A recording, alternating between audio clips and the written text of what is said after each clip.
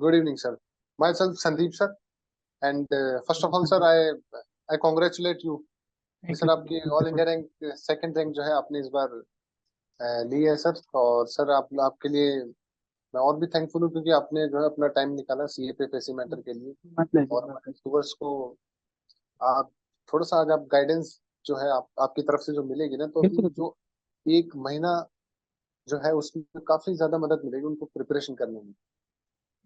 तो I welcome you to this platform sir. Thank you. And तो sir सबसे पहले आप सर मैं आपसे एक रिक्वेस्ट करूंगा कि आप हमारे व्यूवर्स को एक छोटा सा इंट्रो आप अपने बारे में बताओ, आप अपनी जर्नी के बारे में बताओ ताकि थोड़ा सा उनको मोटिवेशन भी मिले और उनको मतलब डीमोटिवेट ना हो, बस वो उनके अंदर और वो क्रेज है उसको करने का। हाँ, तो एक्चुअली मैं झांसी से बिलोंग करता हूँ, उत्तर प्रदेश, झांसी सिटी से। और मैंने अपना ग्रेजुएशन किया है बीटेक इन इंफॉर्मेशन टेक्नोलॉजी। तो मैं 2020 में पास आउट हुआ था गलगोटिया कॉलेज से। और उसके बाद से मैं अलग अलग यूपीएससी के एग्जामिनेशन, मेनली मैं सिविल सर्विसेज की तैयारी कर रहा था 2020 से ही। और मैंने 2021, 22 और 23 में प्रीलिम्स क्लियर किया था और मेंस लिखा था। बट मेरा मेंस तो क्लियर नहीं हुआ। और 21 में मैंने सीएपीएफ का एग्जाम पहली बार दिया था। वो मेरा रिटर्न उसका क्लियर हो गया था, बट फिजिकल मैं नहीं दे पाया था, थोड़ी मुझे इंजरी हो गई थी स्पोर्ट्स। तो फिर मैंने 23 में फिर से दिया सेकेंड टाइम। और इस बार थैंकफुली मेरा क्लियर हो गया सेकेंड रैंक के साथ। और यही मेरी जर्नी यही है कि मैं 2020 से लगातार प्रिपरेशन कर रहा हूँ यूपीएससी के। यही मैं सीएपीएफ और सिविल सर्विस एग्जाम ही देता हूँ, मैं और कोई एग्जाम तो नहीं दिया हूँ। और इसी के अराउंड मेरी जर्नी पूरी सेंटर्ड है और प्रिपरेशन भी मेरी इसी के अराउंड सेंटर्ड है। जी सर, मतलब मेनली आप जो है सिविल सर्विस के एस्पिरेंट्स रहे। जी जी। तो अभी तो ऑल इंडिया रैंक 2 है आपकी सर, इसका मतलब प्रेफरेंस तो जो आपने फर्स्ट भरी होगी वो तो देखो आपको मिलेगी, ये तो श्योर है। बिल्कुल बिल्कुल। तो क्या आपकी प्रेफरेंस थी, किस फोर्सेस मेरी को ज्वाइन करना चाह प्रेफरेंस रहे हो आप? मेरी प्रेफरेंस फर्स्ट सीआईएसएफ ही है, क्योंकि एक्चुअली मैं सिविल सर्विसेज की तैयारी कर रहा था और सीआईएसएफ का काम मुझे लगता है थोड़ा वेरी क्लोज है सिविल सर्विसेज वाले प्रोफाइल जो होती है उससे। और अ, जो पब्लिक इंटरेक्शन होता है वो भी सीआईएसएफ में थोड़ा ज्यादा है। तो यही रीजन था कि जी सीआईएसएफ मेरा फर्स्ट प्रेफरेंस था। बाकी पर ऐसा तो कुछ नहीं, पांचों सर्विसेज बहुत ही बढ़िया है। मेरे उसमें भी दोस्त हैं जो पिछले साल क्लियर कर चुके हैं, मेरा दोस्त सीआरपीएफ में भी है। तो पर हाँ, मेरा फर्स्ट प्रेफरेंस सीआईएसएफ। तो तो क्या सर आप एक्सपेक्ट कर रहे थे कि आपको ऑल इंडिया रैंक सेकंड आएगी? नहीं, बिल्कुल एक्सपेक्ट नहीं कर रहा था कि मेरी सेकंड रैंक आएगी। मैं बस चाहता था कि अगर 30 मेरे, मुझे जितना पता था कि 30-35 के अगर जब मेरी रैंक आ जाएगी तो मुझे प्रॉब्ली सीआईएसएफ मिल जाएगा। तो उतना ही होप मतलब कर रहा था मैं। और मुझे नहीं लगता कि जितने भी टॉप रैंक का था तो उनमें से कोई भी होप करता है कि उसकी टॉप 5 या उसमें आ जाएगी। वो तो बस बात। तो अब आपकी मतलब ये था कि आपको सीएसएफ चाहिए थी मेनली, मतलब हाँ, आप सीएसएफ के लिए प्रिपेयर करें ताकि आप सिविल सर्विस दे सको, मतलब सीएसएफ पे थोड़ा बहुत टाइम मिलता है, मैंने ऐसा सुना है। सुना तो तो मैंने भी, पर मेरा ये नहीं था कि प्रिपेयर कर सकूं। प्रिपेयर तो मैं उसके लिए कर ही रहा था। मेरा ये था कि सीआईएसएफ का जो वर्क कल्चर है और जो जैसे उनकी पोस्टिंग्स और डिप्लॉयमेंट होता है, वो मुझे थोड़ा मेरे लिए पर्सनली मैं उसे थोड़ा प्रेफर करता हूँ, क्योंकि उसमें पब्लिक इंटरेक्शन काफी होता है, जितना मुझे आइडिया है। मतलब मैं भी ऐसे तो किसी को डायरेक्टली नहीं जानता हूँ, बट जितना मुझे आइडिया है, जितना मैंने सुना, तो मुझे वो प्रेफर था। पर यही है कि अब क्योंकि मुझे मिल रहा है तो अच्छी बात है। बट और भी कोई मिल रहा होता है तो ऑफिसर ही है बाकी सब तो। जी जी। सबका अपना अलग अलग मैंडेट है, अलग रिस्पॉन्सिबिलिटीज है। बट हाँ, मेरा ये था कि सीएपीएफ इज वन एग्जाम की जो अच्छा है, जो अगर सिविल सर्विसेज की तैयारी लोग कर रहे हैं, क्योंकि इतना हाई कंपटीशन है और इतना कम सिलेक्शन रेशियो होता है। तो ऐसा तो नहीं हो सकता ना कि हम लोग केवल सिविल सर्विसेज की तैयारी करें और कुछ देंगे। वो तो एक फूलिश एक्ट होगा किसी के भी पास से। तो जी सीएपीएफ एक जी। ऐसा एकदम ग्रेड ऑफिसर आप बनते हो इतने रेप्यूटेड फोर्सेज में, सेंट्रल गवर्नमेंट जॉब है। तो ये तो ऑब्वियस था कि सीएपीएफ मुझे देना ही था शुरू से, अगर मैं सिविल सर्विसेज की तैयारी कर रहा हूँ। सिलेबस भी कितना क्लोज है दोनों एग्जामिनेशन का। वो तो ऐसे जी बहुत जी। ज्यादा अलग नहीं पढ़ना पड़ता है जितना मैंने जितना देखा है। तो इसलिए मैं सीएपीएफ तो मुझे ऑब्वियस चॉइस थी। अगर आप सिविल सर्विसेज दे रहे हो तो सीएपीएफ देना चाहिए। और मैं तो बोलूंगा वाइस वर्सा भी ट्रू है कि अगर सीएपीएफ की आप तैयारी करो तो थोड़ा और एफर्ट मार के सिविल सर्विसेज की भी देना चाहिए। जी जी, थोड़ा बहुत ओवरलैपिंग तो है ही, देखो सर बहुत सब्जेक्ट का ओवरलैपिंग है और ओवरलैपिंग तो कॉमन है इसमें। ऑर्गेनाइजेशन में करा रही है। पेपर्स भी कितना वो होता है, अगर आप CAPF की PYQs पढ़ के सिविल सर्विसेज में मैं हमेशा जाता हूँ 10 साल के। सिमिलरली वो भी है कि CAPF के लिए मैं सिविल सर्विसेज की तैयारी करता हूँ, तो मुझे CAPF में बहुत ज़्यादा हेल्प। जी जी, ये बात तो है सर। और देखिए क्या है, जितने लोग CAPF की तैयारी कर रहे हैं, हम लोग को भले ही लग रहा हो कि CAPF की हम तैयारी कर रहे हैं, बट जितने सिविल सर्विसेज के एस्पिरेंट होते हैं वो देते हैं CAPF। तो हमारा कंपटीशन तो एट लास्ट वही लोग है ना, जितने भी लोग हाँ CAPF दे रहे हैं। उन्हें ये सोचना ही नहीं चाहिए कि वो CAPF अलग पेपर है। सब जितने मेरे साथ वाले लोग हैं सिविल सर्विसेज की तैयारी कर रहे हैं, वो सब CAPF देते हैं। तो जब कंपटीशन वहां से आ रहा है, उस एप्टीट्यूड और स्किल लेवल पे लोग अगर दे रहे हैं, तो आपको भी अपना स्किल उस लेवल पे बढ़ाना पड़ेगा अगर रैंक लाना। जी जी, अब कंपटीशन भी डे बाय डे जो है हायर होता जा रहा है, तो उस चक्कर में फिर हमें भी अपने आप को अपग्रेड बढ़ाना ही करना ही पड़ेगा, पड़ेगा। वो तो है ही। जी सर। तो सर मेरा नेक्स्ट सवाल ये रहेगा कि अब क्या फील कर रहे हो आप भाई? बिल्कुल अनएक्सपेक्टेड था, आप जैसा कि बता रहे थे बिल्कुल। कि भाई ऐसा कोई एक्सपेक्ट नहीं करता। अब क्या फील बिल्कुल। कर रहे हो, क्या प्लान कर रहे हो, अब ये करना है क्या मतलब? अब अब आगे का तो प्लानिंग क्या है? हाँ, अब अभी तो फिलहाल अभी तो 2-3 दिन में अभी सिंक इन हो रहा है कि हाँ ऑल इंडिया रैंक 2 आई है। दोस्त सब लोगों से बातें करना, ये सब पर अच्छा, बहुत अच्छी फीलिंग है। तो फिलहाल यही है कि जब तक अभी ट्रेनिंग की तो भी काफी टाइम होगा, अभी ट्रेनिंग की डेट आने में तो फोर्स एलोकेशन भी होगा बहुत टाइम में। तो फिलहाल तो कुछ ऐसे सामने जो पेपर्स अभी आ रहे हैं कुछ, जैसे PCS वगैरह आ रहे हैं, तो वो देता रहूंगा एटलीस्ट। क्या पढ़ाई के उसमें रहना ही चाहिए लूप में। जब तक आप अगर ट्रेनिंग या पोस्टिंग ना हो जाए, पढ़ाई के लूप में रहना ही चाहिए। हो सकता है you can do something even better than this. कोई एंड नहीं है ना उसका तो। जी हाँ, लर्निंग तो एक प्रोसेस है, ये कभी नेवर लर्निंग एंडिंग प्रोसेस, और प्रोसेस हम लोग को हर चीज में एक्सेल करना ही चाहिए। अगर उससे भी बेटर कुछ है तो वो ट्राई करना चाहिए। तो वही सेम मेरा भी टारगेट है। फिलहाल तो अभी पढ़ाई कंटिन्यू रखूंगा। जब ट्रेनिंग आएगी तब का तब उस हिसाब से अकॉर्डिंगली एक्ट किया जाए। है। हाँ, ये बात तो है सर। अब सर ये बताओ कि जैसे आप बता रहे हो कि भाई CAPF एसी मेंटर का जो आपने 2021 में अपीयर किया फर्स्ट टाइम, और फिर आप सिविल सर्विस की तैयारी करते थे, तो हम्म। जब आपने दूसरी एग्जाम में स्विच किया CAPF में, तो इसके अंदर से काफी सारे फैक्ट्स आते हैं, काफी हम्म। सारे ऐसे सब्जेक्ट हैं कि जो कि सिविल सर्विस में डायरेक्टली मैं कहूँ वो नहीं पूछे जाते। हाँ। अब जैसे वो कि साइंस टेक आती हाँ, है सिविल सर्विस में, वो इसमें नहीं आती। वो इसमें जनरल साइंस। मैथमेटिक्स, हाँ हाँ। तो कभी प्रॉब्लम आपने फेस करी हो इस चीज को लेके कि यार थोड़ा सा डिफरेंट है, थोड़ा फैक्चुअल है, मुझे ये पढ़ना पड़ेगा, NCERT पे ज्यादा फोकस करना पड़ेगा लाइन टू लाइन? हाँ, एक्चुअली क्या है कि कोई भी जो एग्जाम है सब, मतलब एग्जामिनेशन में अगर सिलेबस सेम भी है, पर हर एग्जामिनेशन की अपनी एक अलग आइडिया वो होती है, अलग कुछ फैक्टर तो होता है एग्जाम का। तो जैसे CAPF है तो इसमें देखिए, वैसे मेरे हिसाब से तो 80 to 90% जो एक वो है सिलेबस, वो सेम ही है मेरे हिसाब से तो CAPF और सिविल सर्विसेज का।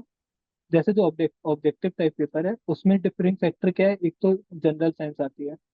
तो उसके लिए हमारे पास, मैं तो पर्सनली वो एक स्टैंडर्ड बुक है लूसेंट GK, वो मोर देन सफिशिएंट होती है वो एक बुक जनरल साइंस के लिए। बाकी थोड़ा लॉजिकल मैथमेटिकल रीजनिंग ये सब आता है, ये तो सी सिविल सर्विसेज के सेकंड पेपर में भी आता है। और थोड़ा जी इसमें मुझे लगता है डिफेंस रिलेटेड थोड़ा पढ़ना पड़ता है। वो एक्स्ट्रा करंट अफेयर्स थोड़ा हो गया। बट उसके अलावा ऐसे लाइन टू लाइन वाली कोई वो नहीं है। अगर मुझे लगता है नॉर्मल प्रिपरेशन पे, जैसे मेरे को CAPF के अलग नोट्स नहीं, जो मेरे सिविल सर्विसेज के नोट्स हैं मैं उन्हीं से CAPF के लिए पढ़ता हूँ। कुछ ऐसा डिफरेंट फैक्टर नहीं है। अगर ऐसा कुछ है कि मतलब ये होता है कि कौन से थीम्स इसमें पेपर में थोड़े ज्यादा आते हैं या कैसे टाइप के क्वेश्चन पूछे जाते हैं, तो वो आप PYQs एनालाइज कर सकते हो।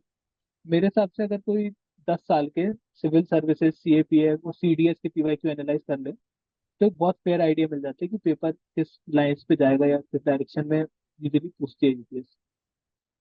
और जी बाकी जी। अलग से अगर जैसे पॉलिटी पढ़ रहे हैं तो सिविल सर्विसेज में भी लक्ष्मीकांत ही पढ़ते हैं, इसमें भी लक्ष्मीकांत मोर देन सफिशिएंट है। मॉडर्न के लिए स्पेक्ट्रम उधर भी मोर देन सफिशिएंट है, इधर भी मोर देन सफिशिएंट है। और इम्पोर्टेंट बात क्या, कंपटीशन है, हमें कोई एब्सोल्यूट नंबर तो लाना नहीं है। हमें बाकियों से बस अच्छा करना है, या जो बाकी लोग पढ़ रहे हैं एटलीस्ट वो तो करना ही है। तो सब पूरी दुनिया लक्ष्मीकांत पढ़ रही है, तो हम लोग भी लक्ष्मीकांत ही पढ़ेंगे। क्या जरूरत है एक्स्ट्रा कुछ करने हाँ, बुक्स तो खैर मार्केट में वही है, देखो अलग से तो कोई पढ़ नहीं रहा, उन्हीं को पढ़ की? रहे सेम मटेरियल है, कोई अलग से कुछ नहीं। थोड़ा हैं। बस वही सब करता हूँ। मेन फोकस रिवीजन पे होना चाहिए, रिटेनिंग बिल्कुल कैपेसिटी भी बिल्कुल। तो मैटर करेगी इसमें फिर। मैं मतलब मैं यही सजेस्ट करता हूँ सबको, हर किसी को। और मैं प्लेटफॉर्म पे भी यही सजेस्ट करूंगा कि हर सब्जेक्ट का ना हमारा एक सिंगल सोर्स हो। चाहे वो नोट्स हो चाहे वो कोई स्टैंडर्ड बुक हो। जैसे मॉडर्न हिस्ट्री और पॉलिटी में नोट्स बनाने का कोई मतलब नहीं है, क्योंकि लक्ष्मीकांत और स्पेक्ट्रम खुद ही उस फॉर्म में है कि उससे कम कुछ कर नहीं सकते हम। जी पर जी जैसे एंशंट हो गई, मिडिवल हो गए, ज्योग्राफी हो गई, तो मैंने खुद से नोट्स प्रिपेयर कर रखे थे। और मुझे कहीं कुछ लगता था कि कुछ ऐड ऑन करना है तो मैं उन्हीं नोट्स में करता था। मैं ऐसा नहीं करता था कि एक बुक और रख ली कि ये वाला पार्ट तो यहाँ से पढ़ूंगा। वो वो जब आपके टाइम है तब तो वो आपको लगता है कि ठीक है। पर जब पेपर पास आता है ना, जब मल्टीपल रिविजन जल्दी जल्दी करते हैं, तो बहुत ही हेक्टिक प्रोसेस हो जाता है, बहुत ही कम्बरसम हो जाता है वो, कि कैसे आप इतने सारी चीजें रिवाइज करें। तो सबसे बेस्ट स्ट्रेटेजी यही है कि आप सिंगल सोर्स रखो, उसी में जो एड ऑन करना है करते रहो, और उसी को मल्टीपल टाइम रिवाइज करो। मतलब इस लेवल तक रिवाइज होना चाहिए, रिवीजन होना चाहिए कि आपको वो एक टॉपिक, जैसे मैं बोलूँ मान लो अशोका, अशोक या कुछ भी, तो आपको याद आ जाना चाहिए कि आपके नोट्स में अशोक के एडिक्ट्स के बारे में इस लेफ्ट साइड में लिखा था, और लेफ्ट साइड के नीचे में पिलर नंबर 13 लिखा था या कुछ लिखा था। इस लेवल का रिवीजन होना चाहिए, ताकि तुरंत जैसी पेपर में दिखे तुरंत याद आ जाए। और हम, क्या होता है जब हम एक सोर्स से पढ़ते हैं ना, तो हमें कॉन्फिडेंस भी आता है कि हाँ हमने वहां पे पढ़ा था तो पक्का है सही है, या फिर हमने ये नहीं पढ़ा तो ये गलत ही होगा, क्योंकि हमारे नोट्स में नहीं है, तो मतलब कुछ तो बात है ना कि हमारे नोट्स में नहीं है, ऐसी हाँ। चीज। फिर ये बात भी तो हो जाती है ना इस तरह की, काफी सारे सोर्स हो जाते हैं ना, तो सबको मिला के पढ़ने में बहुत कंफ्यूजन भी ज्यादा हो जाती है, और फिर रिटेनिंग तो कंफ्यूजन भी काफी ज्यादा होता है और रिटेन नहीं होगा। और सबसे इम्पोर्टेंट बात ये है कि जब पेपर क्लियर करने की सबसे इम्पोर्टेंट बात है कि क्योंकि हम लोग इतना सारा पढ़ते हैं, वो ह्यूमनली पॉसिबल ही नहीं है कि हम हर चीज याद कर सकें। हम बस जी जी एक महीने, क्यों हम लोग एक महीना लास्ट इंपॉर्टेंट होता है, क्योंकि हम लोग इतना पढ़ लेते हैं कि वो रिटेन हो जाता है दिमाग। अभी पेपर के पहले मैं एक महीने पढ़ूंगा और पेपर में बढ़िया नंबर लेके आऊंगा, पर आप मुझसे 6 महीने बाद पूछोगे तो मैं बहुत सारे क्वेश्चन ऐसे सिंपल वाले भी गलत कर, जी क्योंकि अब जी। वो मैं छोड़ दिया, मैंने रिवीजन नहीं कर पाऊँ। तो इसलिए रिवीजन मल्टीपल जरूरी है, कि रिटेन कर सके हम लोग उस इन्फॉर्मेशन को। और उसके लिए मिनिमम सोर्स होना चाहिए, वरना तो रिवाइज ही करके एक एक रिवीजन ही हो पाएगा हर किसी का पेपर अगर।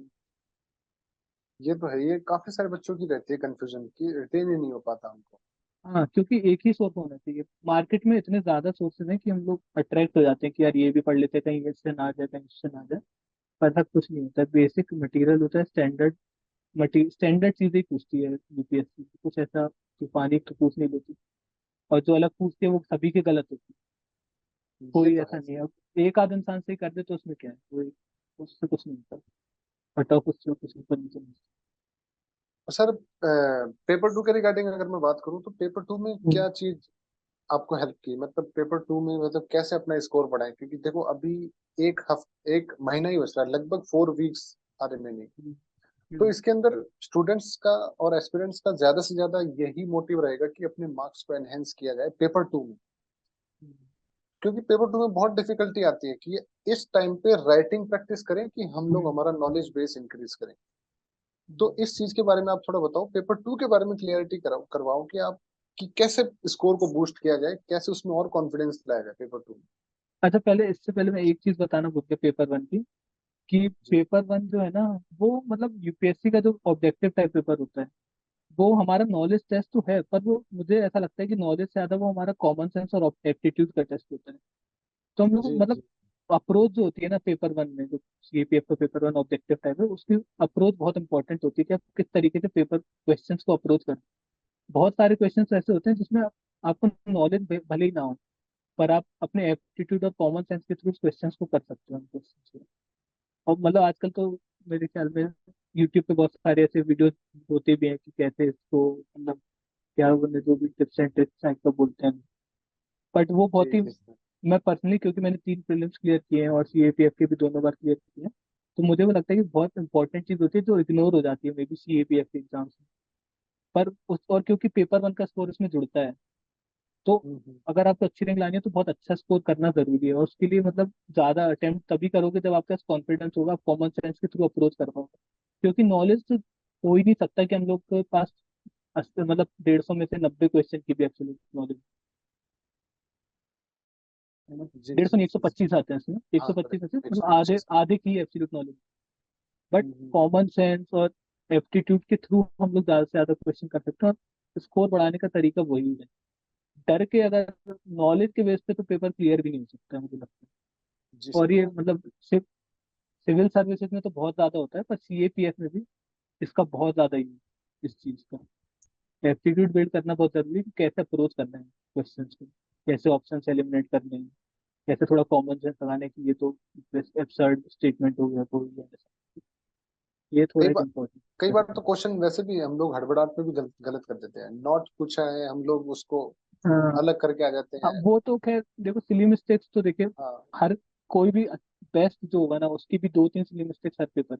मेरे भी इस हम्म। बार पेपर में हुए थे दो तीन वो उसका कुछ वो नहीं है, पर सिली मिस्टेक्स भी ऑब्वियसली ज्यादा नहीं होनी चाहिए। दो तीन एक्सेप्टेबल होते हैं, पर उससे ज्यादा तो फिर गिरते ही जाओगे नीचे।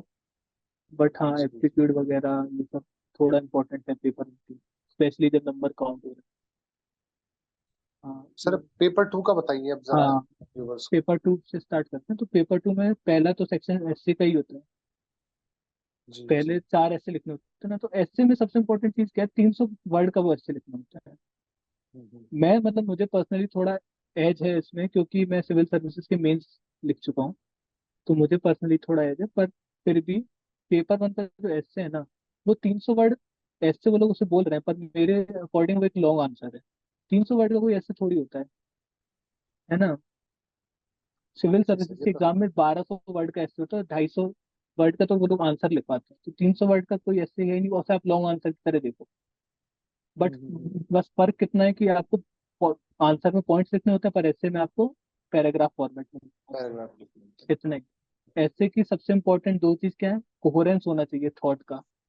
हैं। थॉट का कोहेरेंस होना चाहिए, और दूसरा लैंग्वेज का कोहेरेंस होना चाहिए। थॉट का कोहेरेंस की आपकी दिखना चाहिए कि हाँ, आप जो मेन टॉपिक है उसके अराउंड स्टिक करके उसके अराउंड आप अपने आप पॉइंट। और लैंग्वेज ऐसा नहीं होना चाहिए कि ब्रेक कहीं पे भी कुछ भी स्टार्ट कर दिया। ऐसा अब्रप्ट नहीं लगना चाहिए। जैसे हम लोग जब न्यूज़पेपर आर्टिकल्स पढ़ते हैं, कितना फ्लो में चलता है न्यूज़पेपर आर्टिकल, जी है जी। ना। तो यही मान लो कि न्यूज़पेपर आर्टिकल जितना ही लिखो, नहीं होता है 300 वर्ड, कितने ही पेज हम्म। मिलते हैं। तो फ्लो बहुत इंपॉर्टेंट है। और दूसरी बात, मतलब थोड़ा मल्टी डायमेंशनल होना चाहिए इससे हमेशा। जैसे पिछली बार मैं देख रहा हूँ क्वेश्चन था, जैसे India as an emerging leader in the new world order. जी जी। तो अब इसमें मल्टी डायमेंशनल भी कैसे कैसे हो सकता है, जैसे इंडिया के मतलब कैसे इंडिया इन्फ्लुएंस कर रहा है, चाहे वो अलग अलग रीजन्स को, जैसे साउथ ईस्ट एशिया हो गया, वेस्ट एशिया हो गया, अफ्रीका हो गया, यूरोप हो गया। ये एक मल्टी डायमेंशनलिटी है। फिर एक मल्टी डायमेंशनलिटी है कि कैसे कल्चरल एस्पेक्ट में, पॉलिटिकल एस्पेक्ट में, इकोनॉमिक एस्पेक्ट में, जी जियो जी। स्ट्रेटेजिक एस्पेक्ट में इन्फ्लुएंस कर रहे हैं। तो जब वैसे लंबा ऐसे होता तो थोड़ा कठिन होता है लिखना, पर 300 वर्ड के ऐसे में मल्टी डायमेंशनल लिखना बहुत आसान है। मल्टी बहुत सरल डायमेंशनल हो ऐसे जाता लिखना बहुत जी आसान सर। है। और जैसे कोई जीएस का टॉपिक आ रहा है, जैसे कुछ भी मतलब आ रहा है, तो आप जीएस के टॉपिक में आप जीएस वाइज ही सोच, सब्जेक्ट वाइज ही सोच रहे हैं। जैसे कुछ एनवायरमेंट से रिलेटेड क्वेश्चन है, कुछ भी है, तो उसके जीएस टॉपिक वाइज एस्पेक्ट सोच लो कि historical aspect, social social impact क्या हो सकता है इसका, ज्योग्राफिकल इम्पैक्ट क्या हो सकता है, पॉलिटिकल इम्पैक्ट क्या हो सकता है, गवर्नेंस में इम्पैक्ट क्या हो सकता है, इकोनॉमी में इम्पैक्ट क्या हो सकता है। इतना ही स्कोप है इसके सीएपीएफ के एसएम लिखने का। प्लस एक अच्छे कोटेशन या एनेक्डोट से स्टार्ट करें। और जैसे कोई फिलोसफिकल टाइप का भी है तो उसमें एनेक्डोट्स हम लोग दे सकते हैं। फॉर एग्जाम्पल, अगर लीडरशिप से रिलेटेड कुछ आ गया, तो उसमें हम लोग कितने सारे एनेक्डोट दे सकते हैं कि मान लीजिए अशोका की लीडरशिप दिखा दी हम लोगों ने, अकबर के बारे में बता दिया, और मल्टी डायमेंशनल कि राजा का बता दिया, फिर एक पॉलिटिकल इंसान बता दिया कि महात्मा गांधी की लीडरशिप, फिर एक स्पोर्ट्स पर्सन बता दिया एम एस धोनी की लीडरशिप, फिर एक बिजनेस से कोई इंसान बता दिया। तो मल्टी डायमेंशनल हमेशा ऐसे होना चाहिए, उसमें ल्यूरिंग पॉइंट्स होने चाहिए। जैसे हम कोई भी आर्टिकल पढ़ते हैं न्यूज़पेपर में या कुछ भी, तो वो लोग अपना सब्सटेंशिएट करते हैं अपने पॉइंट्स को कि कोई बढ़िया एनेक्डोट से स्टार्ट करते हैं, बीच में किसी अच्छे ऑर्गेनाइजेशन का डेटा या कुछ, या कोट्स होते हैं किसी अच्छे इंसान के। ऐसे हालांकि 300 वर्ड में उतना ज्यादा स्कोप है नहीं, पर एटलीस्ट हम लोग एक स्टार्टिंग और एंडिंग में तो उतना कर ही सकते हैं, जी सर। जी सर। है ना। और स्टार्टिंग में जैसे जैसे मान लीजिए क्वेश्चन है कि India as an emerging leader in the new world order, पिछली बार का ऐसे का। तो इसमें जैसे एस जयशंकर जो है हमारे एक्सटर्नल अफेयर्स मिनिस्टर, उनका स्टेटमेंट है कि make the world ready for India and make India ready for the. कितना अच्छा कोट है ये इस टॉपिक के लिए। सिंपल दो जी लाइन का कोट, बट इम्पैक्ट मीनिंग पड़ता है इन बहुत सब ज्यादा है चीजों इसके से। अंदर। हाँ, जी सर। इम्पैक्टफुल ऐसे में सबसे इम्पोर्टेंट मार्क्स आने के लिए कि आप इम्पैक्टफुल चीजें लिखो। एक अट्रैक्टिव स्टार्ट दो उसको, कोई अच्छा सा एनेक्डोट लिख दिया, कोई अच्छा सा कोट लिख दिया, फिर एक जैसे इंट्रोडक्शन लिखा, क्या थोड़ा सा एक जिस्ट दे दिया कि आप ऐसे में क्या क्या बताने वाले हो किन पॉइंट पे, कि जो इवेल्युएटर है उसको पहले ही पता है कि हाँ आपको टॉपिक समझ आ गया इससे का, और आप सही डायरेक्शन में सोच रहे हो। बाकी फिर 300 वर्ड लिखना तो बहुत ही मुझे लगता है आसान है। तो ऐसे, और इतना तो उसको जब आप मल्टी डायमेंशनल सोचोगे तो 300 वर्ड आपको फिर कम भी लग जाएंगे। अगर आप जी। मल्टी डायमेंशनल अच्छे से सोच लोगे कि अलग अलग डायमेंशन क्या हो सकते हैं, फिर आपको लगेगा कि थोड़ा और एक पेज मिल जाता तो और अच्छा लिख देता। तो और ऐसे में क्या है कि मतलब हमेशा थोड़ा वैसा टॉपिक, जैसे 6 में से 4 टॉपिक चूज करें। तो जैसे हमने पढ़ा कि कोई मान लीजिए साइबर अटैक का टॉपिक है, हमने साइबर अटैक हमने पढ़ रखा है अच्छे से, बट हमने उसको एक ही डायमेंशन में पढ़ रखा है, इंटरनल सिक्योरिटी के डायमेंशन। तो मैं पर्सनली ऐसा मानता हूँ कि आपको अगर कोई दूसरा टॉपिक है जो आपने थोड़ा कम पढ़ा है, पर आपको उसके डायमेंशन अच्छे पता है, आप अलग अलग डायमेंशन का सोच पा रहे हो, तो वो टॉपिक हमेशा प्रेफर करना चाहिए, रेदर देन एक टॉपिक ऐसा जिसमें आपने पूरा रट रखा है, अच्छे से पढ़ रखा है, बट आप एक ही डायमेंशन में। क्योंकि उसमें क्या होता है, हम लोग को कॉन्फिडेंस ज्यादा होता है, तो हम लोग सोचते हैं कि यही पूरा लिख डालते हैं तो बहुत अच्छा आता है हम लोग को, ऐसा कोई नहीं लिख पाएगा। वो थोड़ा जी जी। एक्साइटमेंट हो जाता है एकदम से देख के कि ये टॉपिक तो हमने पढ़ा हुआ है। इजी बट टॉपिक वो देख थोड़ा, के होता ही हाँ, है पर वो स्टूडेंट्स ब्लंडर को। हो जाता है कि हम वही लिख के आते हैं जो हमने पढ़ा हुआ है, हम सोचते ही हाँ, नहीं है कि इसमें और क्या लिख सकते हैं, जितना पढ़ा हम लोग उतने लिखा। ये थोड़ा ध्यान रखना चाहिए इससे तो। ये तो मिस्टेक है ही स्टूडेंट्स की, हाँ, मतलब और ऐसे इमोशनली वो लोग निकल जाते हैं इमोशनली। हाँ, एकदम से होता है ना कि आपको दिख जाए, इम्पोर्टेंट हम्म। स्टेक्स होते हैं हमारे इतने हाई कि पेपर क्लियर हो जाए, तो एकदम से दिख जाता है, तो एक्साइटमेंट हो ही जाता है। पहला ही सेक्शन है ऐसे का, जैसे ही आप हम्म। पेपर खोलते हो ऐसे ही लिखना है, तो थोड़ा उसमें सोचना चाहिए, थोड़ा आराम से 2-5 मिनट देके सोचना चाहिए कि कौन सा टॉपिक हम अच्छा लिख सकते हैं, 6 में से कौन से 4 अच्छे लिख सकते हैं। जी ये जी ऐसे जी। का हो गई। और उसके बाद क्या होता है, उसके बाद आर्गुमेंट, आर्ग्यूमेंट होता रिपोर्ट। है। आर्ग्यूमेंट में, वैसे तो आर्ग्यूमेंट्स तो सब लिखेंगे फॉर एंड अगेंस्ट, पर आर्ग्यूमेंट्स में जो एक एक्स फैक्टर, जो इकलौता एक्स फैक्टर मुझे लगता है जो आर्ग्यूमेंट्स में हो सकता है, और जो मतलब मैंने खुद फॉलो किया था इस बार, वो ये था कि हमें अपने हर आर्ग्यूमेंट को सब्सटेंशिएट करना चाहिए। जैसे हम लोग जी सिविल सर्विसेज के एग्जाम में बोला जाता है ना कि एग्जाम्पल्स लिखो, डेटा लिखो, फैक्ट लिखो, तो हम इसमें भी तो वो काम कर सकते हैं। आर्ग्यूमेंट अगर हम किसी को देते हैं, तो आप नॉर्मल आर्ग्यूमेंट दे दो, ठीक है, माना माना, नहीं माना नहीं माना, कोई इंसान बात, पर अगर आप उसको फैक्ट बताओ कि भाई नहीं ऐसा ऐसा है, ये गवर्नमेंट का डेटा है या इस ऑर्गेनाइज का, तो फिर कैसे कोई इंसान आपके आर्ग्यूमेंट को डिनाई करेगा। वो बात का वजन वजन बढ़ जाता बस है अब उसका। बिल्कुल आपका 2x से भी ज्यादा सब्सटेंशिएट हो जाएगी आपकी बात की, जी हाँ, जी। आपने आर्ग्यूमेंट दिया और आपने रेलिवेंट डेटा दे दिया, गवर्नमेंट रिपोर्ट दे दी। जैसे इसमें, जैसे एक था capital punishment is a deterrent for heinous crime, इसलिए हुआ है। अब इसमें आप केवल डेटा मत दीजिए, आप सुप्रीम कोर्ट का जजमेंट दीजिए। सुप्रीम कोर्ट के कितने सारे जजमेंट हैं कैपिटल पनिशमेंट से रिलेटेड, फॉर एंड जी जी। अगेंस्ट में दोनों में है जजमेंट, और बाहर के बहुत सारे स्कॉलर्स के हैं, डेटा है।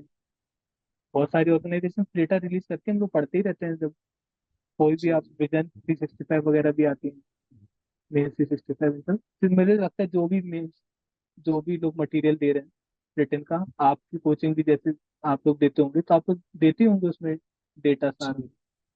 तो आर्ग्यूमेंट में एक्स फैक्टर यही है, आप हर में जैसे 5-5 आर्ग्यूमेंट लिखे, अगर आपने 3-3 में भी डेटा दे दिया, तब ऑब्वियस ऑलरेडी आपको एज मिल गई। क्योंकि जी कोई भी इवेल्युएटर खुद, अगर आप खुद भी इवेल्युएट करेंगे, आप देखेंगे पॉइंट्स, जनरल पॉइंट्स होते हैं ना, हम लोग कोई कहीं से पॉइंट्स तो निकाल नहीं लाएंगे। अब जी कैपिटल मैनेजमेंट में वही लिमिटेड 5 पॉइंट इधर है, वही लिमिटेड, सबको वही 4-5 पॉइंट पता है कॉमन। कोई ऐसा जी। अलग से एक पॉइंट अलग लिख दोगे आप, कोई बहुत लिख, वरना 90% पॉइंट सेम ही रहते हैं। तो जब हम वो पॉइंट लिखते हैं, पर हम जब सब्सटेंशिएट करते हैं, तो हमारी जो पहले जो वो इवेल्युएटर आंसर कॉपी चेक कर चुका है, तो उसको दिखेगा कि भाई ये बंदे ने अलग लिखा है, क्योंकि इसने सब्सटेंशिएट किया डेटा फैक्ट को, मतलब मेहनत करिए पढ़ने में और अपने आर्ग्यूमेंट को सब्सटेंशिएट किया। तो वही वही आर्ग्यूमेंट का एज वही है कि आर्ग्यूमेंट में साथ में सब्सटेंशिएट करने के लिए एग्जाम्पल्स डेटा होना ही चाहिए, जी सर, जी सर। एज आर्ग्यूमेंट में उसी से मिले। सेम रिपोर्ट में भी है। रिपोर्ट में जैसे पिछली बार टॉपिक था depletion of water table levels in major city, तो मुझे अच्छे से याद है, मैंने स्टार्ट किया था, नीति आयोग का एक रिपोर्ट थी कि 2030 तक 21 of major Indian cities will run out of ground water. जी मैंने जी स्टार्ट सर। ही उससे करा, क्योंकि हम लोग जब न्यूज़पेपर पढ़ते हैं तो रिपोर्ट ऐसी आती है ना, कि अगर हम्म। इस फलाना उसने रिपोर्ट ऐसी ऐसी रिपोर्ट आई है। नॉर्मल हम लोग न्यूज़पेपर जैसे रोज पढ़ते हैं, हर में कोई ना कोई सब्सटेंशिएट करते हैं वो लोग।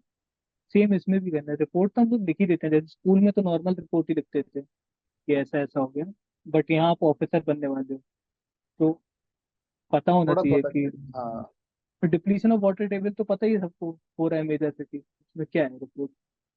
देखिए तो कोई भी रिपोर्ट ऐसे लिखते तो ऐसा है ना कि यहाँ पे सर्वे हुआ, जी जी यहाँ पे इसने ऑर्गेनाइजेशन ने, नीति आयोग ने सर्वे किया है, सेंट्रल ग्राउंड वाटर कमीशन ने सर्वे, सेंट्रल वाटर कमीशन ने सर्वे किया, उनका ये डेटा था कि ये हो रहा है, इतना रेनफॉल कम हो गया है, आईएमडी का कुछ डेटा है ना? या फिर कोई कोई इवेंट हुआ हो, जैसे सेकंड क्वेश्चन था पिछली बार रिपोर्ट का, increasing presence of women in Indian sports.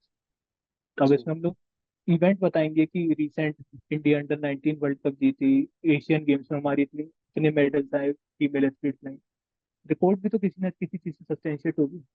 जी जी तो सर। दोनों में यही एक्सपेक्टर है कि हम लोग को जनरल कॉमन नहीं लिखते हैं कि बस हाँ रिपोर्ट मांगी तो एक नॉर्मल रिपोर्ट, उसको सब्सटेंशिएट जब हम लोग करेंगे तभी तो क्रेडिबिलिटी होगी उस रिपोर्ट की या उस आर्ग्यूमेंट की।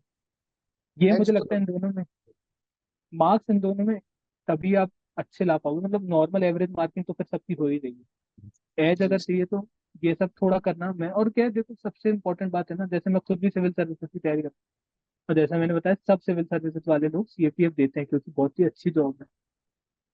तो वो लोग तो पढ़ के आ रहे हैं ना आर्ग्यूमेंट, वो लोग तो पढ़ के आ रहे हैं सारा डेटा, वो लोग तो लिख के आएंगे ही डेटा। आपको उनके बराबर आना है, उनसे ऊपर जाना है, तो आपको भी पढ़ के आना पड़ेगा। जी जी जी सर, ये ये तो बहुत करना पड़ेगा। इंपॉर्टेंट चीज। कंपटीशन ही सब कुछ है। कंपटीशन, अगर लोग कुछ नहीं पढ़ रहे थे तो आप भी कुछ मत पढ़ो, फिर भी आपकी रैंक वन आ जाएगी। पर अगर सब लोग पढ़ रहे हैं तो आप अगर नहीं पढ़े तो आपकी आनी ही नहीं है, और पढ़ोगे और अच्छा पढ़ोगे तो आ जाएगी। जी जी सर। कंपटीशन में यही होता है। तो इसलिए क्योंकि हम लोग, क्योंकि सीएपीएफ वालों का कंपटीशन है, सही है, दिस इज द फैक्ट। उन्हें पढ़ना पड़ेगा उस हिसाब से, उसी तरह की तैयारी करनी पड़ेगी। और यही मतलब ऐसे रिपोर्ट और आर्ग्यूमेंट का तो यही है सिस्टम, दो चीजों में तो करना पड़ेगा substantiate। फिर सर जैसे कि हाँ लास्ट अभी 1 मंथ के आसपास में बच रहा है अभी, हाँ तो एस्पिरेंट्स को कुछ ऐसे मतलब लास्ट मोमेंट के जो टिप्स होते हैं ना जो आपने, हाँ वो हाँ। आप कुछ बताना चाहो तो वो बताओ आप थोड़ा सा। अच्छा, लास्ट मोमेंट के टिप्स में ये कहूंगी कि जैसे आर्ग्यूमेंट और रिपोर्ट में तो कोई ऑप्शन है ही नहीं कि हम लोग क्या वो कर सकते हैं। हाँ पर हाँ। जैसे जैसे एसए है, तो एसए में हम लोग सबसे पहले हम लोग को ना पीवाईक्यू थोड़ा देख लें कि थीम्स, मैंने देखा है कि एसए में थीम्स रिपीट होते हैं। जैसे एक एनवायरनमेंट का क्वेश्चन आएगा ही आएगा, एक आईआर का क्वेश्चन आएगा ही आएगा, एक कुछ इंटरनल, अब सीएपीएफ का एग्जाम में तो इंटरनल सिक्योरिटी से रिलेटेड क्वेश्चन आने ही आने। तो कुछ जो मेजर थीम्स जो रिपीट हो रहे हैं ना, एक बार उनका जो इम्पोर्टेंट चल रहे हैं, जैसे पिछली बार था कि G20 वगैरह इंडिया का राइज हो रहा है, वेस्ट जी एशिया में कुछ कुछ चल रहा है, इसराइल पैलेस्टीन इशू चल रहा है, यूक्रेन इशू चल रहा है, चल इवेंट्स चलते रहते हैं, हमें पता रहता है हम जब करंट अफेयर्स पढ़ते हैं। तो कुछ थीम्स जो रिपीट होते हैं, अब लास्ट जैसे कुछ लगभग 20-25 दिन ही लगभग एक महीना बचा है, तो एटलीस्ट इतना कर सकते हैं कि जो मेजर थीम्स रिपीट होते हैं उन थीम्स के इंपॉर्टेंट इंपॉर्टेंट टॉपिक्स पढ़ लिए जाए, और उनको बेसिकली एक हर टॉपिक पे कुछ, मतलब आईआर में तो क्या वाइड होते हैं कोर्स वगैरह, थोड़ा ऐसे कोर्स रेलेवेंट कोर्स पढ़ लीजिए थोड़ा। और बाकी आर्ग्यूमेंट्स फिर भी मतलब कंटेंट तो फिर भी लिख लिया जाएगा, जो एड ऑन पॉइंट्स होते हैं ना, कोर्स हो गया, एनेक्डोट्स हो गया, थोड़ा उनको उन पे फोकस करके, डेटा हो गया, थोड़ा इंपॉर्टेंट चीज पे फोकस करके देख लिया जाए। इतना आखिरी महीने में किया जा सकता है आराम से। अगर हम लोग चार में से तीन का भी हम लोग अच्छे से तैयार करके गए, तो चार लिखने में तीन में भी तो भी बहुत ज्यादा एज बन जाए। तीन तो है ही एरिया, एनवायरनमेंट, इंटरनल सिक्योरिटी और आईआर। और हाँ, और एक सोसाइटी का भी टॉपिक आते ही रहता है कभी ना कभी, एजुकेशन से रिलेटेड, वुमेन एम्पावरमेंट से रिलेटेड, ये सब टॉपिक अब पीवाईक्यूज में दिख जाएगा, वो तुरंत तुरंत समझ आ जाते हैं। पीवाईक्यूज में देखते ही आपको थीम समझ आ जाएगा कि कौन से थीम की यूपीएससी को। आर्ग्यूमेंट्स के लिए मुझे ऐसा लगता है कि अब आखिरी महीने में नया तो ऐसा बहुत ज्यादा कुछ नहीं पढ़ सकते, क्योंकि पेपर वन भी मैनेज करना है और पेपर टू भी मैनेज करना है। बट एटलीस्ट हम लोग थोड़ा कोशिश करें कि ऐसे जब आर्ग्यूमेंट्स हम लोग दे रहे हैं तो आर्ग्यूमेंट्स, मेन चीज तो है कि आर्ग्यूमेंट्स याद आए हम लोग को, कि हम लोग पांच पांच आर्ग्यूमेंट्स ही लिख पाए। तो आर्ग्यूमेंट्स की मैं यही बोलूंगा कि थोड़ा ऐसा प्रैक्टिस करें, कोई भी टॉपिक उठा लें पीवाईक्यू से, और उसमें ऐसे टेक्निक होती है ना, क्या कहते हैं, स्मार्ट टेक्निक होती है कौन सी होती है, कि एक सोसाइटी का वो पर्सपेक्टिव से सोचा कि सोसाइटी पे क्या है इसका, जीएस के जो होते हैं, वही बेसिक, इतनी बेसिक टेक्निक है पर इतना ज्यादा उसके रिजल्ट होते हैं ना, कि एक सोसाइटी पे क्या इम्पैक्ट हो सकता है, सोसाइटी में वुमेन पे भी इम्पैक्ट हो सकता है, एजुकेशन सेक्टर पे भी इम्पैक्ट हो सकता है। मल्टी फिर डायमेंशनल हाँ, सोच। बस इतना ही, मतलब क्या उसको हम लोग अपने अंदर पीवाईक्यूज उठाएं, और बस बैठ के लिखो भी मत, बस सोचो कि हाँ सोसाइटी पे इसका क्या इम्पैक्ट हो सकता है, इकोनॉमी पे क्या हो सकता है ना, और फार्मर्स पे क्या हो सकता है, ऐसे ऐसे। तो क्या हम लोग के अंदर इम्बाइब हो जाएगी वो चीज़ कि हम लोग सोचने लगेंगे कि हम लोग हाँ मल्टी डायमेंशनल कैसे, हम लोग के अंदर नेचुरली बिल्ड हो जाएगी कैपेबिलिटी। लिखना ना, लिखने में क्योंकि थोड़ा टाइम और एफर्ट जाता है, बट एटलीस्ट एक महीने में ये तो कर सकते हैं कि जब ऐसे बैठे हुए हैं कि कुछ ऐसे पढ़ने को मन नहीं कर रहा, पीवाईक्यू उठाया, देखा कि अच्छा जी जेनेटिकली मॉडिफाइड क्रॉप पे वो आया, आर्ग्यूमेंट आया, तो अब जेनेटिकली मॉडिफाइड क्रॉप है तो उसमें क्या डायमेंशन सोच सकते हैं। फार्मर्स हो गए, गवर्नमेंट हो गई, कंज्यूमर्स जो है, हम कंज्यूमर्स हैं, हम लोग की भी तो हेल्थ पे इम्पैक्ट पड़ेगा, वो हो गए, साइंटिस्ट हो गए, है ना। फिर डब्ल्यूटीओ के स्टैंडर्ड्स होते हैं, डब्ल्यूटीओ हो गया, इंटरनेशनल एनवायरनमेंट या बेसिकली इंटरनेशनल कम्युनिटी। ऐसे पांच मैंने डायमेंशन ऐसे ही सोच लो, हो गए पांच आर्ग्यूमेंट। और जब एक एक लिखोगे तो और एक आध तो स्ट्राइक कर ही जाएगा, क्योंकि पढ़ाई करके ही जा रहे हैं सब कुछ, याद आ जाता है पेपर के वक्त। तो ऐसे थोड़ा प्रैक्टिस कर लें कि हाँ कैसे सोच सकते हैं मल्टी डायमेंशनली। इतना तो हम लोग आखिरी के 30 दिन में, अगर कुछ एक्स्ट्रा ना भी पढ़े तो इतना तो कर सकते हैं। बाकी कुछ कोचिंग्स की वैसे वो भी आती हैं, मतलब बहुत मटेरियल मिलता है, तो ऐसे मटेरियल्स भी आते हैं, छोटी छोटी पीडीएफ्स होती हैं 10-15 पेज की, जिसमें डेटा ही होता है केवल, अलग अलग टॉपिक्स के रेलिवेंट थोड़ा डेटा होता है, तो हर टॉपिक से अगर दो दो डेटा जो इंपॉर्टेंट लग रहे हैं टॉपिक, उनसे उसमें ज़्यादा टाइम भी नहीं लगेगा, बहुत छोटी पतली पीडीएफ वो आती है मटेरियल, और पीडीएफ भी मिल जाती है उनकी हमें। तो उसको अगर रेफर कर लिया जाए तो एटलीस्ट क्या है, दिमाग में थोड़ा रहता है कि हाँ ऐसा कुछ डेटा था, हर टॉपिक का दो दो डेटा भी पढ़ लिया, इंपॉर्टेंट कुछ जजमेंट्स पढ़ लिए, तो that would help a lot arguments में सोचने। तो अब सेम चीज़ से रिपोर्ट राइटिंग में भी हेल्प करेगी। रिपोर्ट राइटिंग में भी सेम, जो कि लॉजिक है सेम तरीके से करना है, सेम चीज़ रिपोर्ट राइटिंग में भी हेल्प करेगी। रिपोर्ट राइटिंग में थोड़ा, न्यूज़पेपर वैसे तो सबके अंदर वो इनबिल्ट होता है, सोचने में लगता है कि रिपोर्ट कैसे लिखेंगे, पर जो लोग न्यूज़पेपर रेगुलरली पढ़ते हैं वो इतने आराम से लैंग्वेज को आर्टिकुलेट कर सकते हैं ना, क्योंकि कुछ एक टिपिकल लैंग्वेज होती है रिपोर्ट्स की, कि हम लोग भी रिपोर्ट पढ़ते हैं समझ आते हैं क्या ये न्यूज़पेपर की रिपोर्ट है। तो सेम वो लैंग्वेज होती है, वो नेचुरली आप एक कुछ प्रैक्टिस करोगे 4-5 बार, तो नेचुरली समझ आ जाएगा कि हाँ इसी तरीके से इतना है, बाकी फिर आपका डेटा तो है। तो मुझे लगता है आखिरी 25-30 दिन में ये इतना किया जा सकता है, अगर कुछ एडिशनली नहीं पढ़ना तो इतना मिनिमम किया जा सकता है। और इसके अलावा तो मतलब एडिशनली तो फिर जो जितना पढ़ना चाहे उतना पढ़ ही सकते फिर वो तो सर वही ना, फिर अपनी अपनी कैपेसिटी भी तो है ना फिर हैं। हाँ स्टूडेंट्स की, हाँ ज्यादा रिटेन कर ले, कोई कम रिटेन कर ले। हाँ, तो मेरे बट को बेसिक। इतना ही कि रिवीजन अपने को ज्यादा करना पड़ेगा, पेपर 2 का भी टॉपिक्स को देख के हाँ सोच, और पेपर 1 का भी उस टाइप में हाँ, रिवीजन करना पेपर वन में तो मैं ये कहूँगा, अगर राइटिंग स्पीड अगर अच्छी सही है, राइटिंग स्पीड मतलब कोई दिक्कत नहीं है पेपर खत्म करने में, तो लिखो मत अभी, अब एक महीने में कोई दिक्कत नहीं है, ऐसा मत लिखो। बट एटलीस्ट पीवाईक्यू उठा के आराम से बैठो और सोचो मल्टी डायमेंशनली, या एक नोटबुक लेके बस रफली जॉट डाउन कर लो पॉइंट्स कि हाँ ये सोच सकते हैं, रफ ऐसे लैंग्वेज में जॉट डाउन कर लो कि हाँ सोचना बस आना चाहिए। अगर राइटिंग स्पीड सही है तो वहाँ लिख लिया जाता है, एग्जाम का प्रेशर अलग होता है, अगर एक आध क्वेश्चन छूट भी रहा है एग्जाम में हो जाते हैं। राइटिंग पड़ेगा। स्पीड उतना बड़ा कंसर्न मेरे ख्याल में नहीं होगा, बस सोचना थोड़ा कि कैसे तुरंत वहाँ एग्जाम टाइम में पॉइंट्स दिमाग में, तो यही सब स्ट्रेटेजीज होती हैं कि जीएस टॉपिक वाइज सोच लो। स्टेक होल्डर्स अप्रोच होती है कि स्टेक होल्डर कौन कौन किसी चीज में स्टेक होल्डर हो सकते हैं, जैसे एग्रीकल्चर में कौन कौन स्टेक होल्डर हो सकते हैं। जैसे अभी मैंने जेनेटिकली मॉडिफाइड क्रॉप बताया था, तो स्टेक होल्डर कौन कौन होते हैं, हर स्टेक होल्डर का एक आर्ग्यूमेंट बन जाएगा, या एक ऐसे के लिए एक पॉइंट बन जाएगा। जी जी। ये तो हाँ, और ये स्ट्रेटेजी बहुत मतलब अच्छी होती है, इससे इतना टाइम बचेगा ना पेपर देते वक्त, क्योंकि तुरंत थॉट्स दिमाग में आते हैं। फिर आपको यही तो चाहिए होता है कि डायरेक्शन मिल जाए कि हाँ इस डायरेक्शन में सोचो। हर किसी को पॉइंट याद आ जाता है जो अच्छे से पढ़ के जाएगा, उसको तुरंत पॉइंट याद आ जाएगा, क्योंकि हर कोई जब पढ़ता है तो अच्छे से पूरा कॉम्प्रिहेंसिवली पढ़ता जी सर। हाँ ये तो है ही सर, मल्टी डायमेंशनली अगर अपन आंसर राइटिंग करते हैं, मार्क्स भी तो अच्छे मिलते हैं, ऊपर से एज भी मिलती है हम लोगों को, वो तो है। फिर है बिल्कुल। ही सर। तो अभी क्या है ना सर, मोटिवेशन बच्चों हाँ को चाहिए था, इसलिए हाँ आपको देख, आपकी बातें सुन के काफी ज्यादा उनको मिला भी होगा। हाँ हाँ, आई होप सो। और लास्ट में आपसे एक सवाल पूछना चाहूंगा इसको अपने सेशन को कंक्लूड करने के लिए, कि जैसे कि सर अभी आपका सिलेक्शन हो चुका है, now you are a rank holder, तो you are going to join CISF as an assistant commandant. So in between this duration, from this merit list to our joining, so how would you like to enjoy this period? What plan for this? मैंने ऐसे कोई plan तो नहीं करा है, but क्योंकि मैंने जैसे बताया था कि थोड़ा एग्जामिनेशन वगैरह चलते रहते हैं, आ रहे यूपीएससी का भी होगा कुछ होगा, तो पढ़ाई तो ऑब्वियसली, मतलब एक्चुअली जो भी लोग यूपीएससी की तैयारी करते हैं, मैं उतना जानता हूँ कि एग्जाम का प्रेशर होता है। जब एग्जाम आता है तो प्रेशर बढ़ता है, पर पढ़ने में मजा भी आता है। जब हम इतनी इंटरेस्टिंग चीजें पढ़ते हैं, इतनी मल्टी डायमेंशनल दुनिया से इतनी सारी चीजें पढ़ते हैं, तो पढ़ने में बहुत बहुत मजा आता है। मैं तो बहुत एंजॉय करता हूँ। ऑब्वियसली एग्जाम टाइम में बिल्कुल प्रेशर रहता है, जल्दी जल्दी मगअप करो सब, जल्दी जल्दी अब पढ़ तो लो तो ये भी प्रेशर रिवाइज हो जाए। तो रिलीज हुआ ही होगा सर, अब तो है कि नहीं? हाँ, तो मैं तो यही है कि थोड़ा बहुत पढ़ता रहूंगा अपना। बाकी मेरी हॉबीज वगैरह थोड़ा परस्यू कर लूंगा।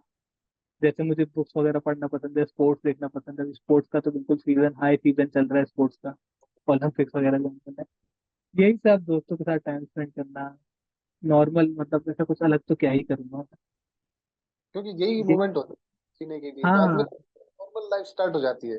हाँ, मतलब यही है कि बस मुझे अभी थोड़ा टाइम लगेगा सिंक इन होने में। अभी सबसे बात बात हो रही है, सबसे मिल रहा हूँ, थोड़ा चलेगा, थोड़े दिन ये फेस चलता है। बट फिर खुद भी हम लोग को, मतलब खुद ही लगता है कि ये चलो अब हो गया, अब कुछ और करते हैं। तो पेपर में भी होता है ना, जब हम लोग को लगता है पेपर आने वाला होता है, तो लगता है कि पेपर जैसे ही खत्म होगा ये करूंगा वो करूंगा। तो एक पेपर खत्म होने के एक हफ्ते बाद ना नॉर्मल सबका हो जाता है, नॉर्मल कितना एक, उसमें एक हफ्ते में भी हम लोग आलस ही करते हैं, सो जाते हैं, कुछ करते हैं। और आजकल तो हर कोई इंस्टाग्राम से रील भी स्क्रॉल कर ही लेता है, उसमें ही नहीं जी, पता चलता कितना टाइम निकल गया। तो ये तो है। प्लानिंग, प्लानिंग कितनी भी कर लो, तो कुछ एक हफ्ते बाद सब क्योंकि इतना इनबिल्ट हो गया ना वो चीज़, अब 3 4 साल से तैयारी कर, तो इतना ही इंजॉयमेंट हो पाता है, उसके बाद नॉर्मल हो जाता है सबके यहाँ, ठीक है हो गया। ये तो है बस, सर। तो सब मुझसे एग्री करेंगे, अभी सबका अगस्त में एग्जाम होगा, सब सोच रहे होंगे कि बस पेपर हो जाए फिर ये करूंगा वो करूंगा। एक हफ्ते बाद सबका कंसर्न जाने लगेगा, भाई कट ऑफ कितना गया है, ये कितना है, इसमें कितना नंबर आ रहा है, चलो कुछ फिजिकल की तैयारी कर लेते हैं, कैसे फिजिकल क्लियर हो। यही सब चलता है। चलो, कॉन्ग्रेचुलेशन सर, एक बार फिर से सीए पे थैंक यू फेसी में। सर, कैंसल हो गया। बहुत बहुत धन्यवाद कि आपने सीए पे सर फेसी में। मैं pleasure, my pleasure, बहुत अच्छा लगा मुझे बात करके। अगर किसी की हेल्प हो जाए तो बहुत अच्छी बात है, स्ट्रेटेजी से। बहुत ज्यादा हेल्प होगी आपके। आपने जो बताया वो काफी ज्यादा इम्पोर्टेंट है उन एस्पिरेंट्स के लिए जो मतलब सच में सीरियस है, जो करना हाँ चाहते हैं। हाँ बिल्कुल। जी sir, thank you very much sir, once again. और हाँ, बाकी मैं तो यही बोल रहा था कि अगर किसी को कोई डाउट वाउट हो तो कमेंट्स आप शायद अपलोड करेंगे इसको, तो कमेंट सेक्शन में लिख देंगे, मैं ट्राई करूंगा अगर मैं हमसे एड्रेस करता है तो बिल्कुल जल्दी से। जरूर सर, जरूर sir. Thank you sir, thank you sir. Thank you sir.